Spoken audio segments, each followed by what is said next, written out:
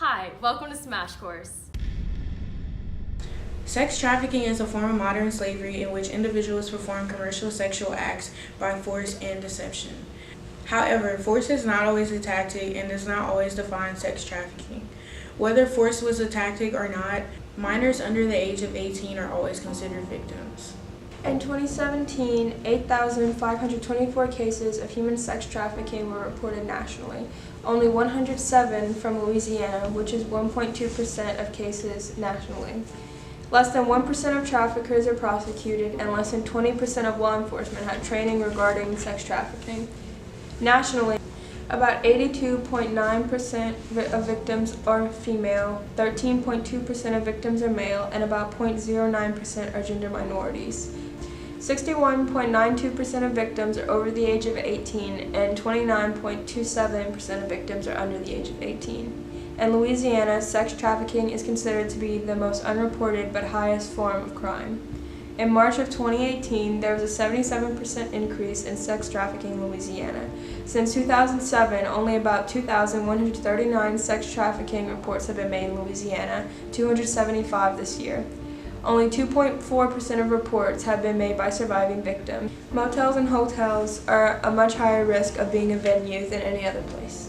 A significant number of sex traffickers see what they do as a legitimate business and would not endanger it by being undocumented. Many victims spend a significant amount of time, sometimes their whole lives, with their traffickers, and sometimes come to see them as family. Bonds are sometimes formed, whether desired or not. Fear of retaliation if escape is failed, and even fear of consequences for their traffickers may prevent them from speaking out. At the age of 5, Jerome Lalonde's stepfather began molesting him. Shortly after, he introduced Jerome to a child sex trafficking ring, where he was continuously drugged and raped, being forced to have sex around 10 times a day. For the most part, all of this took place in Jerome's own home. After escaping an abusive husband, Jerome's mother found love in a new man.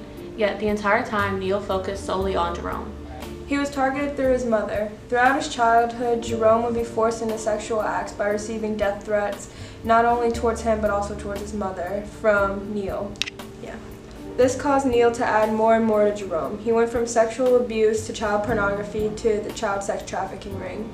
Throughout the years, Jerome told about 10 adults who ignored him and brushed it off.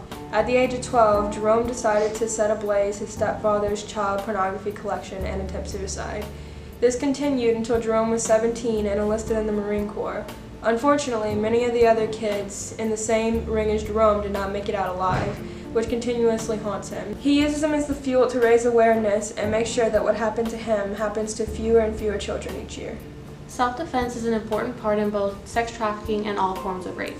It's important to be aware of your surroundings and be ready to protect yourself in the event of an attack. Ripley County in Indiana did a series of interviews with convicted rapists and were able to create a profile for the perfect victim. 1. Women with their hair in a ponytail are more likely to be targeted because a ponytail, bun, or braid is easily grabbed. 2. Women with loose, easy-to-remove clothing are highly targeted. 3. Women who are easily caught off guard, so women on phones or searching through purses, are heavily targeted. 4. Men are most likely to attack with the intent of rape between 5 a.m. and 8 a.m. 5. The number one place women are attacked or abducted from is grocery store parking lots. 6. Men look for women that they can grab quickly and move to another location quickly, where they are at lower risk of being caught. 7. Women who put up any kind of fight at all discourage attackers from pursuing them. 8. Men typically do not pursue women who are carrying umbrellas or anything similar that can be used as a weapon from a distance. 9. If you are being followed by someone in an elevator or stairs, look them in the eyes and ask them a question, like the time. If they think you are able to identify them in a lineup, they are less likely to mess with you. 10. Many women think keys are a deterrent, but in reality, they're not, because you have to get really close to your attacker to use keys. 11. Carry pepper spray, and make it known to your attacker that you will use it. And number 12. The elbow is the strongest point on your body. Utilize it.